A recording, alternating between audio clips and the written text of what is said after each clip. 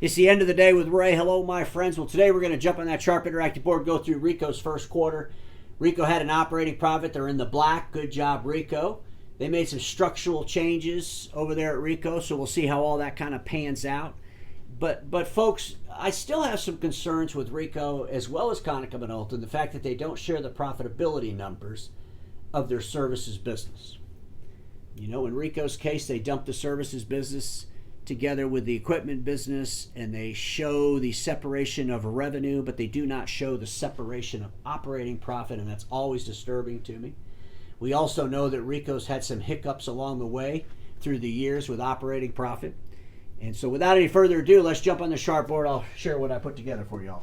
So the first thing I want to do is talk about their top line revenue number for the first quarter, which was $3.7 billion. They had an operating profit of $70.4 million, or 1.9%.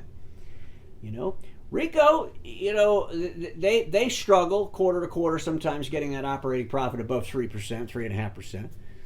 They very rarely are coming in at 5 or 6% for the year. You have to go back a long time to find anything like that.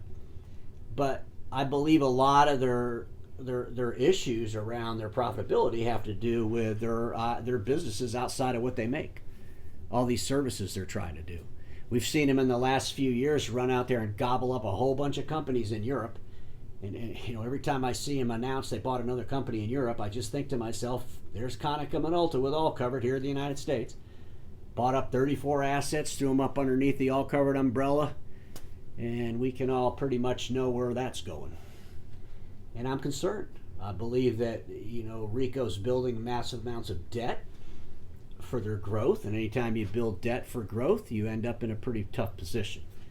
And our industry, all the players in our industry can't afford any major hiccups, and we can't assume there's not going to be any major hiccups. We've got supply chain issues we need to be still paying attention to, especially with the geopolitics around China. There's a lot of issues facing our industry, not to mention the biggest issue, the end users that use print equipment are using it less and less every single day. So I've shared these slides with you before that you can see here on the Sharp Interactive board, and they call it the 10 years of growth, and I've picked on them a few times about that title because it's not 10 years of growth.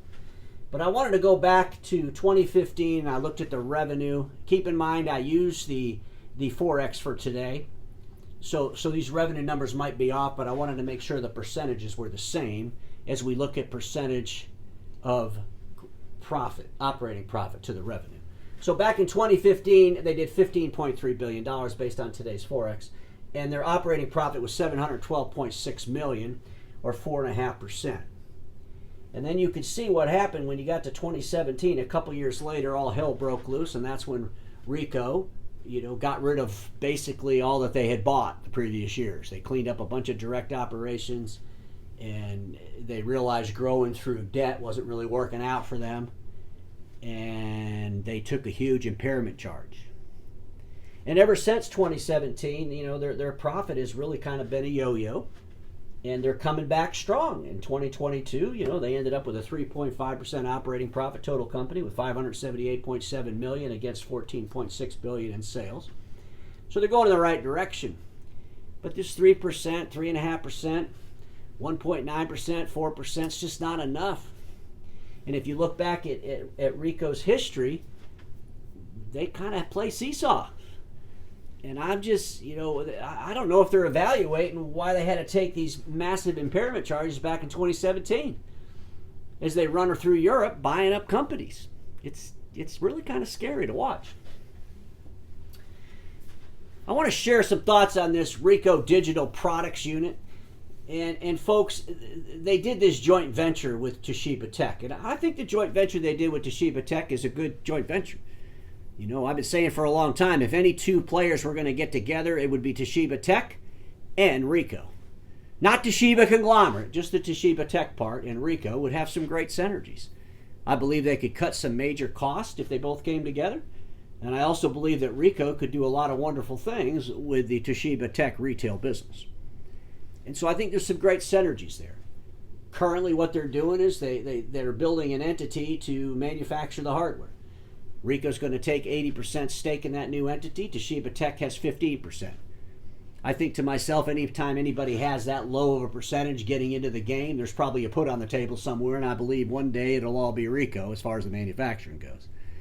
Or will it be all Ricoh as far as Toshiba Tech goes as well? I don't think that would be a bad thing. There would be some major changes, obviously, if the two came together completely, but it would be good for our industry. We'll see where this goes. In this group, they did $813.7 million so far. Keep in mind the Toshiba Tech thing is not built yet. It's in the process of being put together. And the operating profit was $6.3 million. But I wanted to look at these other groups. And let's talk about this digital services business. In the digital services business, they have office printing and they have office services. If you look at the revenue that these two groups produce individually, the office printing business did $1.6 billion for the first quarter.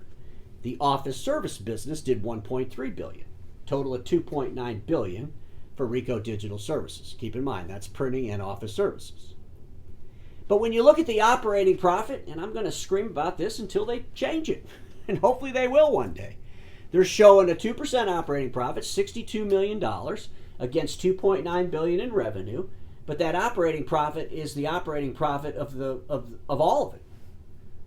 What's the operating profit of the office services? You can't run around and brag about how you're having steady growth in office services. Nobody cares about the damn revenue if you're not making any money attached to it. And I think it's so important if these players, Ricoh and Konica Minolta and our friends over there at Sharp, you want to start getting into these services on things you don't manufacture, then you've got to start sharing the profitability of those things. Because, robbing Peter to pay Paul's going to run out. Sooner or later, that print's going to decline to a point where there's nothing to take from it anymore. And if these services businesses aren't producing profitably, it's going to be just a big disaster. We're going to have huge impairment charges. That's the reality. And I think if there was the discipline where you had to come to the marketplace every quarter and share the profitability standpoint of where your IT services business was or all these services business was, what's the profit on that? I think accountability could help improve. I don't think it would go the other way. Let's look at some details, and I'm not going to go through all of these, but this is the office services overview for Europe, Japan, and Americas, and I really wanted to focus on Americas. And, I will say this for Ricoh. They do a great job breaking out the categories. It's fantastic. They break out the categories for the revenue, but they don't break out the categories from operating profit. And they really, really should do that. But let's talk about some of the revenues here in the Americas. Business for services. IT infrastructure, $9.8 million in revenue. IT services, including maintenance and outsourcing, $25.8 million in revenue. Application services, $35.6 million in revenue. Communication services, $25.8 million in revenue. They say they had a 436% growth in that category, but they shifted some things around in their accounting practices. So we have to see how that all pans out. And then the business, what was that last one? Excuse me, ladies and gentlemen. That last one is business process services at $161.9 million.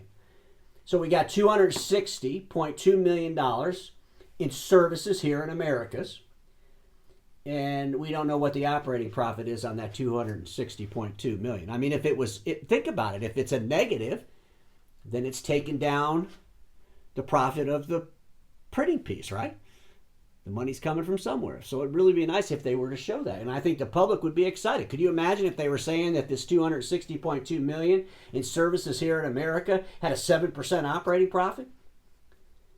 And that the drag was really coming out of the printing piece? That'd be kind of interesting to know. Look at the revenue numbers for all these same services in Europe. $402.3 million. I kept everything at dollars. In Japan, $576 million. So you can see in Americas is the least amount of revenue to Ricoh for the services business. I find that kind of interesting. But we also know in Europe, they ran around and they bought a whole bunch of companies. They were kind of doing what Allcover did here in the United States with Konica. Bought it. Well, it's easy to add top line revenue when you keep buying people up. But if you're not making any money from that revenue, well, that causes impairment charges down the road. Ladies and gentlemen, let's look at the Ricoh Graphic Communications, the big iron, if you will, $394 million for the quarter in their revenue. They had $18.8 million operating profit, 4.5%. So again, you know, we can't say that Ricoh had a bad quarter because they had operating profit. But at the end of the day, we need to understand the operating profit of that services business if you're going to brag about the revenue growth. I'm going to keep saying that until the OEMs finally one day decide, you know what, maybe we should really start sharing the operating profit to go along with those revenue numbers. Because, folks, I'm telling you right now, if everybody was just upfront and honest about what we're doing in services, it would help guide the industry to be in the services space. But what's going on around us is horrifying. We see that Visual Edge company here in America, you know, loan and non-accrual for over a year. Their BD lender takes most of their equity. And, you know, a lot of people are contributing that to the fact that they were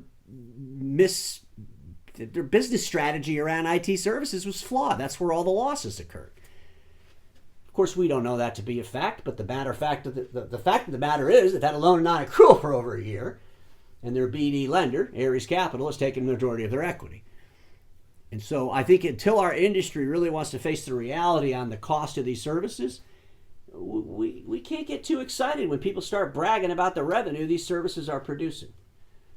Because you can produce all the revenue in the world, but if it's costing you more than you're producing, that's a big-ass problem. Eventually it'll cause what? Massive impairment charges, and all hell breaks loose. Just some things to think about, my friends, because we all know this. Status quo is the killer of all that'll be invented. Don't get stuck in status quo, and I'll see you all tomorrow.